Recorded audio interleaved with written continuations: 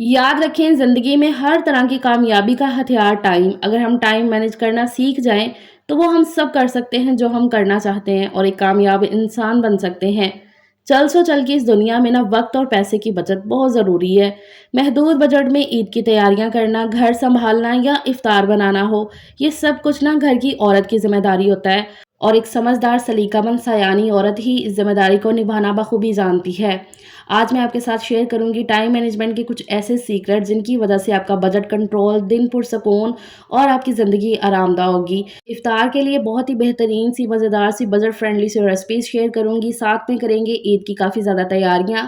आज का ब्लॉग काफ़ी इन्फॉर्मेटिव है, प्लीज़ आपने ब्लॉग को पूरा देखना है बिना स्किप करे। किसी भी पॉइंट पे आपको आज का ये ब्लॉग पसंद आए तभी एक लाइक और चैनल को सब्सक्राइब प्लीज़ लाजमी करिएगा। अस्सलाम वालेकुम जी, क्या हाल चाल है? कैसी हैं मेरी सारी किचन क्वींस, मेरी प्यारी सी शहजादियाँ? उम्मीद करती हूँ जी आप सब खैरियत से होंगे। अल्लाह का बड़ा एहसान है, शुक्र है कि मैं भी बिल्कुल ठीक-ठाक हूँ, अल्हम्दुलिल्लाह। आज का ये व्लॉग मैंने शुरू किया है यहाँ बाहर से। हम आए थे कुछ सामान लेने के लिए, तो मैंने कहा मैं आपको बाहर की भी रौनकें, चहल-पहल दिखाऊँ, कुछ अपने यहाँ की सब्ज़ी और फ्रूट्स के रेट बताऊँ। ये जुम्मे के बाद का टाइम है। अच्छा, जुम्मे के दिन ना एक अलग-सा समा रौनक होती है माशाल्लाह से। हर तरफ ऐसे चहल-पहल सी, तो ये रमज़ान की ही रौनकें हैं अल्हम्दुलिल्लाह से। अच्छा, यहाँ पर कुछ सामान हमने ले लिया है, कुछ अभी लेना बाकी है। आलू देखो 20 रुपए किलो लगे हुए हैं, हमारे यहाँ पे तो 20-25 इस तरह से रेट चल रहा है। आपके यहाँ पे क्या-क्या रेट चल रहा है आलू का, ये मुझे बताइएगा। उसके बाद जी ये फ्रूट्स की तरफ आ गए हम, सब्जियाँ वगैरह ले ली थी हमने। अच्छा, जब भी इस तरह का ये ज़रा इकट्ठा सामान लेना हो तो मेरी ये कोशिश होती है कि मैं हस्बैंड के साथ जाऊँ। इस तरह से ना एक तो ना औरतों को बाहर के रेट्स का पता चलता है कि क्या चीज़ें कैसे चल रही हैं और मुझे ऐसा लगता है कि ये जो हस्बैंड्स होते हैं ना, ये ज़रा चीज़ थोड़ी-सी महँगी लेकर आते हैं। हम ज़रा अपने हिसाब से चीज़ों को देख के ले आते हैं।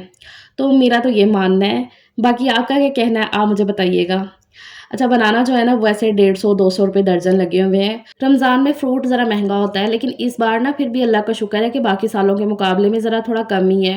एप्पल यहाँ पर 350-400 रुपए किलो मिल रहे थे, तो यहाँ पे थोड़े से एप्पल भी मैं ले लेती हूँ। तो इस तरह से ना जगह-जगह रुक के ना तो चीज़ों का रेट भी पता चल जाता है और अपने हिसाब से ना हम चीज़ देख भी लेते हैं, ले लेते हैं।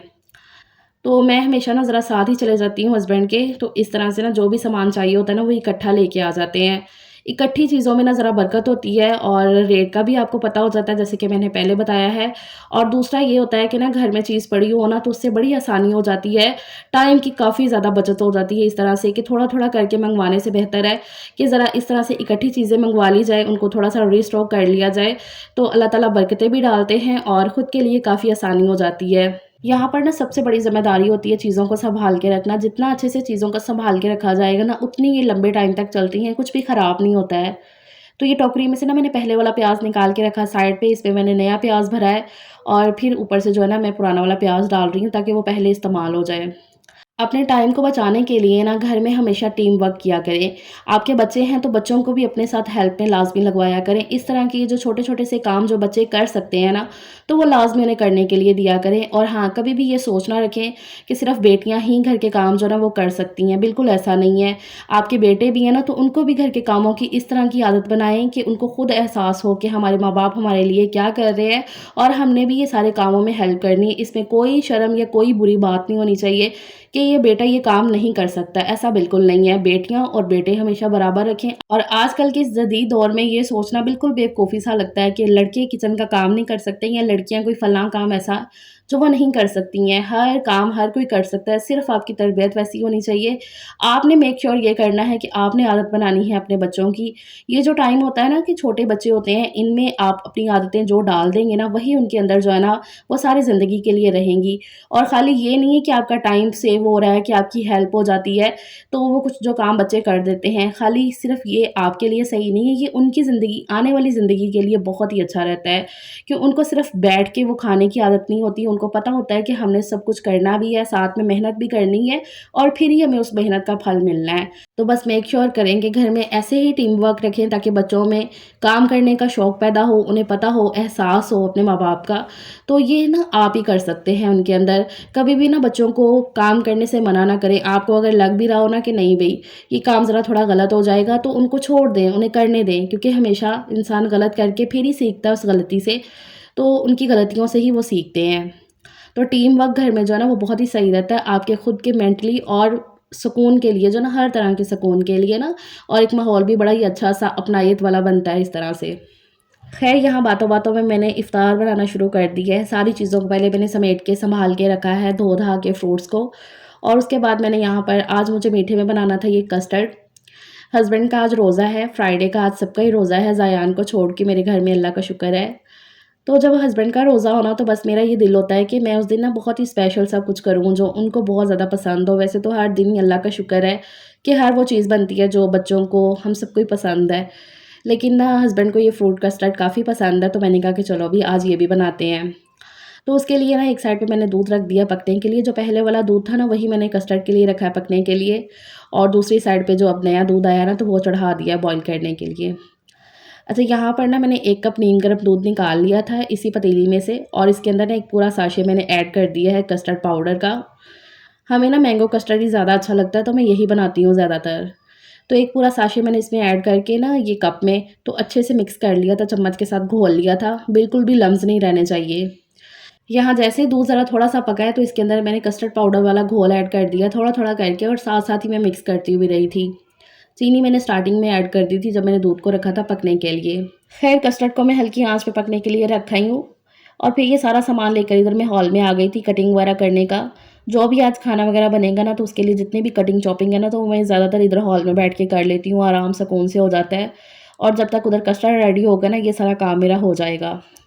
तो यहाँ पर आज बनेगा जी मिक्स वेजिटेबल पुलाव, तो उसके लिए जितनी भी सब्ज़ियाँ ना वो कट कर लेती हूँ। मैंने पिछले ब्लॉग में भी आपको बताया ना कि आजकल ना मेरे घर में इफ्तार के टाइम पे ना ज़्यादातर चावल वगैरह ही बन रहे हैं। चाहे वो सालन के साथ मैं बना लूँ या किसी तरह का भी ना पुलाव बन जाए। क्योंकि इफ्तार के बाद ना रोटी वगैरह बच्चे बिल्कुल नहीं खा रहे थे। चावल ज़रा वो फिर भी खा लेते हैं।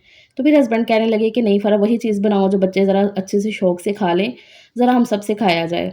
तो इसलिए ना ज़्यादातर मैं चावल ही बना लेती हूँ आजकल। ख़ैर जब तक वहाँ पर कटिंग चॉपिंग का सारा काम हुआ है, तब तक यहाँ पर कस्टर्ड भी पक के तैयार हो गया है। इस तरह की इसकी कंसिस्टेंसी रख लो, क्योंकि ये ठंडा होने के बाद ज़रा और गाढ़ा हो जाता है। तो अब मैं इसे उतार के रख देती हूँ साइड पे, और अब मैं खाने की तैयारी कर लेती हूँ। मैंने बताया ना कि पुलाव बनेगा, तो उसके लिए ये जो है ना मटर, ये मैंने पहले से फ्रीज़ करके रखे हुए हैं, बस के लास्ट के इतने से बच गए थे। तो ये मैंने कहा मैं ये पुलाव में ऐड कर लेती हूँ। अब मटर ख़त्म हो गए हैं, और बाहर से भी ना मटर बहुत ही वो पीले-पीले वाले आने लग गए हैं। पहले मैंने सोचा था कि मैं निकाल के रखूँगी, लेकिन ना फिर नहीं मैंने निकाले, कि अब आगे से ना वो छोलिया आ गया, वो ग्रीन वाले जो चने होते हैं ना, वो मुझे काफ़ी अच्छे लगते हैं। अब आगे से उसका मौसम आ गया है। ख़ैर यहाँ पर पुलाव पक गया, इसको मैं अच्छे तरीके से एक दफ़ा ज़रा मिक्स कर देती हूँ। इस दफ़ा मेरे घर में ना ये नए चावल आए हैं, ये ज़रा ना चिपचिपे से बनते हैं, खिले हुए नहीं इतने बनते हैं। हालाँकि ना सलीम को, बच्चों को ये इतने पसंद नहीं है। मतलब ना वो कहते हैं चिपचिपे ना हों, मुझे बड़े अच्छे लगते हैं, मैं खा लेती हूँ शौक से। तो मैंने कहा कि चलो ये ख़त्म होंगे ना, तो फिर दूसरे वाले ले आएँगे। अच्छा, मुझे ना 2-3 कमेंट आए कि आप अपने ये मिक्स वेजिटेबल पकोड़ा की रेसिपी शेयर करना, तो मैंने कहा व्हाई नॉट। अच्छा, यहाँ पर ना मैंने ये कुछ आलू काट लिए हैं, और कुछ हैं प्याज, और साथ में है पालक। पालक मैंने इसमें 2 मुट्ठी जितनी ली है, 2 मीडियम साइज़ के प्याज इस तरह से स्लाइसेस में कट किए हुए हैं, और आलू को ना इस तरह से लंबाई में कट कर लिया है। इसी तरह से ना पकोड़ों में आप काट के ऐड करोगे ना प्याज को और आलू को, तो पकोड़े आपके काफ़ी क्रिस्पी और मज़े के बनते हैं। और पालक जो है ना इसमें इतनी ऐड करनी है, मतलब कि 2 मुट्ठी जितनी पालक ना इतनी सी क्वांटिटी के लिए बिल्कुल सही है। अब इसके अंदर मैं ऐड करूँगी ये पुदीना और धनिया, ये भी मैंने थोड़ा-थोड़ा, ये बोलो कि 2-2 3-3 चम्मच ऐड कर दिए इसके अंदर। पुदीने से ना बहुत ही मज़े का ऐसे टैंगी सा फ्लेवर आ जाता है इसके अंदर, और दूसरा ना ये हाज़मेदार भी काफ़ी बन जाते हैं फिर, डाइजेस्ट अच्छे से हो जाते हैं, और धनिये से भी ना काफ़ी अच्छा-सा टेस्ट आ जाता है। और साथ में कुछ स्पाइसेस ऐड कर देती हूँ, लाल मिर्च पाउडर, कुटी लाल मिर्च, और साथ में नमक जाएगा। और इसमें जो ज़ीरा धनिया पाउडर है ना, वो आपने थोड़ा-सा ज़्यादा क्वांटिटी में ऐड करना है। मिर्च मसाले ना ज़रा मैं इसमें थोड़े कम ही रखती हूँ, क्योंकि ना रोज़ा होता है सबका, तो फिर ये होता है कि ना पकोड़े वैसे भी ज़रा थोड़ा-सा वो होते हैं ऑयली, तो फिर जितने ज़्यादा मिर्च मसाले हों ना, उतना वो ज़रा मैदे में इफ़ेक्ट करते हैं। तो इसलिए ना मिर्च मसाले मैं कम ही रखती हूँ। अच्छा, एक तो इसके हाज़मे के लिए ना मैंने इसमें ऐड कर दिया पुदीना, दूसरा इसमें मैं अजवाइन भी ऐड करती हूँ। ये मैंने ना डब्बे के अंदर ज़ीरा, धनिया और अजवाइन मिक्स करके रखी हुई है। ज़ीरा धनिया को कूट के अजवाइन उसमें मिक्स कर दी थी। वो भी मैंने जब बनाया था आपके साथ शेयर किया था, तो अजवाइन के साथ भी ना अच्छे से डाइजेस्ट हो जाते हैं। तो वो मैंने ऐड कर दिया पाउडर, और अब इसको ना बिल्कुल क्रिस्पी से पकोड़े बनाने के लिए ना आपने बेसन इसमें कम रखना है। बेसन की क्वांटिटी ना इसमें कम ऐड करनी है। यहाँ पर मैं ऑयल रख देती हूँ, घी रख देती हूँ गरम करने के लिए कढ़ाई में, और कढ़ाई में से ना घी भी मैं ऐसे मैं 2-3 दिन बाद निकाल लेती हूँ। और अगर बिल्कुल ख़त्म हो जाए तो वेल एंड गुड, मतलब मैं ना साथ-साथ हांडी वग़ैरह में जिस भी चीज़ में ना यूज़ करती रहती हूँ। ये नहीं कि उसमें सिर्फ़ फ्राइंग का ही काम हो रहा है। क्योंकि ऑयल ऐसे जल-जल के ना काला हो जाता है, तो फिर वो खाने में भी सही नहीं लगता है और दूसरा ये है कि सेहत के लिए भी सही नहीं होता है। इसलिए साथ-साथ जितना उसे यूज़ करते रहो ना उतना बेहतर है। हाँ, जो फ़िश का ऑयल होता है ना वो मैं नहीं यूज़ करती हूँ, बाकी ये तो फ्राइंग का जो ऑयल है ना वो तो यूज़ हो जाता है हांडी वग़ैरह में। अच्छा, इस पकौड़ों के बैटर को घोलते हुए मैंने बिल्कुल भी पानी ऐड नहीं किया है, एक कतरा भी पानी नहीं ऐड किया है। इसमें जो प्याज़ और पालक वगैरह का जो धो के मैंने रखी हुई थी ना, और वैसे भी प्याज़ अपना पानी छोड़ता है, तो उसी के साथ ही ना आपने घोल बनाना है। और बेसन आपने देखा ना मैंने बहुत ही कम रखा है। बेसन डाल के मैंने छोड़ भी दिया था साइड पे, जब तक वहाँ पे ना सब्जियों का पानी निकला है ना, फिर मैंने उसका घोल बनाया। और घोल इस तरह का होना चाहिए कि बस उसमें बेसन इतना ऐड करना है कि वो ना बिल्कुल थोड़ा-सा बंधने सा लगे, बस इतना होना चाहिए। और पकोड़ों को तलने के लिए ना हमेशा हाथ से इस तरह से डालें, जैसे कि स्ट्रीट साइड पे ना इस तरह से पकोड़ों को डालते हैं फ्राई करने के लिए। इससे एक तो ना ज़रा जल्दी हो जाते हैं और दूसरा ना बड़े क्रिस्पी से और बड़े अच्छे पकोड़े बन जाते हैं। अच्छा, पकोड़े डालते सार ही ना अक्सर आपने देखा होगा कि जितना मर्ज़ी गरम ऑयल हो ना, तो वो फिर बाद में ना ऐसे जैसे ठंडा सा लगने लगता है। तो उस टाइम पे ना अक्सर मैंने देखा है कि ना चूल्हा कम कर देते हैं या चूल्हा और ज़्यादा तेज़ कर देते हैं, कि इससे ना फिर पकोड़े एक तो ना बाहर से जल जाते हैं, अंदर तक वो अच्छे से पकते नहीं हैं उनका बेसन। तो हमेशा ना मीडियम सी आँच पे ना पकोड़ों को फ्राई होने दिया करें, और एक साइड पे जब पूरे अच्छे से पक जाए ना, तो फिर उनकी साइड बदला करें। कच्चे पकोड़ों को अगर हिला दिया जाए ना, तो फिर वो बिखर जाते हैं, बिल्कुल अलग-अलग से हो जाते हैं और उनका मसाला भी ना ऐसे हट-सा जाता है। तो इसलिए एक साइड पे पूरा उन्हें पकने दें। तो ख़ैर इस तरह से जी सारे पकोड़े मैंने बना के फ्राई करके रख दिए हैं। अब यहाँ पर फ्रूट्स की कटिंग कर लेती हूँ मैं। अच्छा, मेरे घर में ना ये मसला है बच्चों को कि वो इफ्तार के टाइम पे ना फ्रूट को इतना वो हाथ नहीं लगाएँगे। फ्रूट्स उधर ही पड़े रहेंगे, बाकी वो सारी चीज़ें जो है ना वो ज़रा शौक से खा लेते हैं। ये जो फ्राइंग आइटम होती हैं ना, तो ये फिर भी खा लेते हैं। तो इसलिए फिर मेरी ये कोशिश होती है कि मैं उस तरह का कुछ बनाऊँ जो बच्चे ज़रा शौक से खा लें, उसमें फ्रूट वग़ैरह भी ऐड हो जाए। तो हर दिन भी ना फ्रूट चाट जो नहीं खाई जाती है, एक तो क्रीम वग़ैरह बाहर से मंगवाओ ना, तो फिर ज़ाहिर-सी बात है खर्चा वो ज़रा थोड़ा ज़्यादा ही हो जाता है, और हर दिन भी ना एक चीज़ ज़रा नहीं सही लगती है। इसलिए ना मैं ज़रा डिफ़रेंट कर लेती हूँ। आज मैंने ये फ्रूट कस्टर्ड बना लिया है, इसके अंदर मैंने ये बनाना और एप्पल जो कटिंग करके रखे थे ऐड कर दिए हैं। जो मेलन मैंने काटा वो तो मैं वैसे ही रखूँगी इफ्तार के लिए ना, कस्टर्ड के अंदर सिर्फ़ मैंने बनाना और एप्पल ही ऐड किए हैं। अच्छा, साथ में ये ना मैंने ये घर की दूध की मलाई है, ये मैं निकाल के जो रखती हूँ, तो यही मैंने निकाल ली थी 3-4 चम्मच, और इसको अच्छे तरीके से फेंट के इसमें ऐड कर दिया है। कस्टर्ड के अंदर मलाई जो है ना वो काफ़ी मज़े की लगती है, क्रीम बाहर की भी ले लो, लेकिन ये है कि ये घर की ज़रा सस्ती पड़ती है, और मैं ज़्यादातर चीज़ों में ना यही यूज़ कर लेती हूँ, और बल्कि ये मैं कहूँगी ये ज़्यादा बेस्ट है, क्योंकि घर की चीज़ है तो ज़्यादा सही रहती है। तो इस तरह से ना आपका बहुत ही ऐसे कम से कम बजट में बहुत अच्छी चीज़ बन के तैयार हो जाती है। ज़रूरी नहीं है कि आप बाहर से बहुत ही एक्सपेंसिव चीज़ें लेंगे, उन्हीं के साथ कुछ ना कुछ बनाएँगे तभी आपको ज़्यादा अच्छा लग रहा होता है, ऐसा नहीं है। घर की चीज़ों से भी इस तरह से थोड़ा-सा जुगाड़ लगा के, और बल्कि ये ज़्यादा अच्छी चीज़ें हो जाती हैं। तो वो मलाई भी मैंने इसमें ऐड कर दी थी और अच्छे से फिर मिक्स कर दिया था, और इस तरह से बाउल में निकाल दिया था मैंने ये। और ऊपर से मैंने बादाम वगैरह ऐड कर दिए, और मलाई के साथ थोड़ा-सा ज़रा मैंने ना डेकोरेट भी कर दिया है। मुझे बड़ा होता है कि अगर मैं घर के लिए भी कोई ना कोई चीज़ बना रही हूँ ना, तो उसको भी बहुत ही अच्छे तरीके से सर्व करूँ, क्योंकि चीज़ जितनी देखने में पड़ी हुई अच्छी लगेगी ना, उसको खाने का उतना ही दिल होता है। क्योंकि मेरा ये मानना है कि चीज़ों को हम पहले आँखों से खाते हैं, फिर उसको जो है ना पेट में उतारते हैं, तो देखने में भी चीज़ बहुत अच्छी लगनी चाहिए। फिर वो चाहे घर के लिए बना रहे हैं या आने वाले मेहमानों के लिए, तो हस्बैंड को ये चीज़ काफ़ी अच्छी लगती है, इसलिए ना मेरी ज़्यादातर कोशिश होती है कि जितना मेरे से हो सके ना मैं उतना करूँ। अच्छा, उसके बाद ना आज मेरा दिल था कि मैं ना कुछ रिफ्रेशिंग सा पीऊँ, तो मैं यहाँ पे बना रही हूँ ये मिंट लेमनेड, बहुत ही मज़े का लगता है, ये बहुत ज़्यादा टेस्टी लगता है।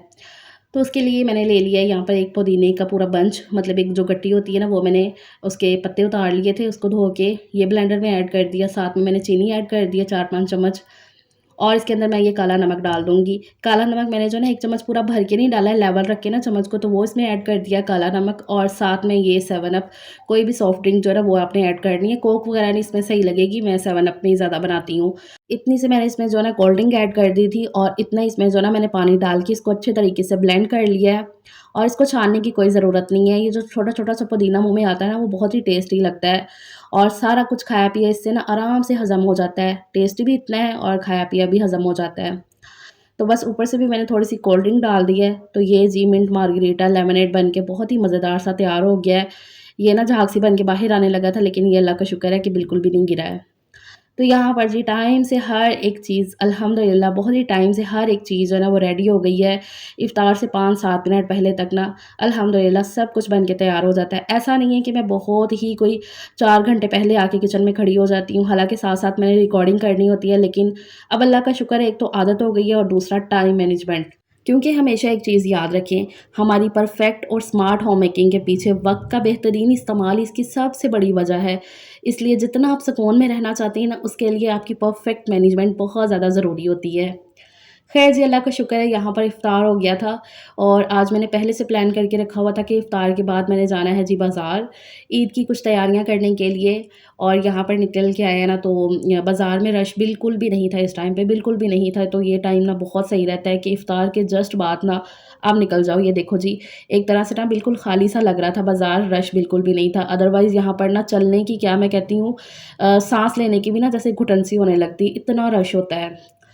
तो मुझे वैसे लेने थे ये मैचिंग के कपड़े वगैरह लेने थे, इनर वगैरह और कुछ पजामे के कपड़े। लेकिन ये कि हानिया का जूता भी उसे पसंद आ गया था, तो वो भी फिर आते-आते ले लिया था। लेने को ना इस टाइम पे काफ़ी चीज़ें होती हैं, लेकिन वही बात है कि रोज़े की हालत में ना निकला नहीं जाता है। तो इसलिए ना फिर मैंने पहले से प्लान किया हुआ था कि मैं जाऊँगी, जो है ना इफ़्तार के बाद जो है ना बाज़ार जाऊँगी, जो भी चीज़ें आने वाली हैं ना तो वो ले आएँगे। हालाँकि अरूज की शादी है, इसीलिए ना हमने ना पहले-पहले जितने काम थे ना सारे बड़े-बड़े वो समेट दिए हैं। जितनी भी शॉपिंग थी ना, ज़्यादातर आपको पता है काफ़ी टाइम से हम लगे हुए हैं शॉपिंग करने में, अल्हम्दुलिल्लाह से। वो इसी वजह से, ताकि हर चीज़ जो है ना वो अपने टाइम पे हो सके, कुछ भी हड़बड़ी ना मचे, क्योंकि हमें पता था कि रमज़ान में ना निकलना मुश्किल हो जाएगा, बाज़ारों में काफ़ी ज़्यादा रश हो जाना है और दूसरा ना फिर महँगाई भी बहुत हो जाती है। इसलिए ना हमसे जितना हो सका है ना हमने रमज़ान से पहले जो है ना काफ़ी हद तक कर लिया। अभी कुछ दिन पहले हम औरीगा गए हैं, तो इतनी मेरी बुरी हालत हो गई थी क्योंकि रोज़ा रखा हुआ था और फिर उसमें घूमना-फिरना, तो मैं कहती हूँ मेरी बहुत ही बुरी हालत हो गई थी, 2 दिन मैं बीमार रही हूँ। तो इसलिए ना रमज़ान में मेरी कोशिश होती है कि मैं बहुत ही कम से कम निकलूँ शॉपिंग करने के लिए, जितना हो सके मैं पहले जो है ना वो कर लूँ। अब ये मुझे ये मैचिंग के कपड़े लेने थे, इतना ज़्यादा ये कोई काम नहीं था, तो इसलिए फिर मैंने कहा था कि मैं जैसे ही इफ्तारी हो जाएगी ना तो फ़ौरन जाके ना ये सारा काम जो है ना वो करके आ जाऊँगी। तो ये मैचिंग के लिए ना इनर के लिए मुझे कुछ कपड़े चाहिए थे, हानिया के लिए भी और साथ में अपनी भी मैं ये शर्ट लेकर आई हूँ। ये मैंने आपको बताया ना कि दुपट्टा मेरे पास एक पहले से पड़ा हुआ था, उसी के साथ ना ये मुझे शर्ट बनवानी है और पजामा, इसका मुझे पजामा चाहिए था और इनर के लिए कपड़ा चाहिए था। तो यहाँ पर ये मैं मैचिंग करके देख रही थी कि क्या कपड़ा जो है ना वो सही लगेगा। यहाँ पर कतान सिल्क भी है, शीशा सिल्क भी आई हुई थी, तो फिर मैं देख रही थी कि मैं क्या लूँ। ख़ैर वो मैंने कपड़ा ले लिया और उसके बाद हानिया ने कुछ अपना, जो भी वो क्राफ्टिंग करती रहती है ना, तो उसके लिए उसे कुछ सामान वग़ैरह चाहिए था, तो वो यहाँ पे आके देखने लग गई थी। तो ये भी लेते हैं, तो मैंने कहा था कि जितना भी अब बाहर का काम है ना, वो सारा मैं निपटा आती हूँ जाके, आधे 1 घंटे में ना ये सारा काम हो जाएगा। दिन में ना ये सारे काम करना बड़ा मुश्किल हो जाता है। तो यहाँ से हानिया ये अपना सामान लेगी, उसके बाद हम सीधा जाएँगे दर्ज़न के पास, जिसको कपड़े दिए हुए हैं सिलने के लिए। कुछ कपड़े जो है ना वो सिल चुकी है, कुछ अभी सिलने बाकी हैं। मुझे कमेंट आ रहे थे कि आप ही अपनी शॉपिंग भी शेयर करें ईद की, तो वो इंशाल्लाह जल्दी करूँगी, जैसे सब कुछ ये सिलाई होके आ जाएगा ना वैसे ही। यहाँ दर्ज़न के पास आके ना हानिया का नाप दे दिया था मैंने। चलो ये व्लॉग का एंड करते हैं, अपना ख़्याल रखिएगा, टेक केयर, अल्लाह हाफ़िज़।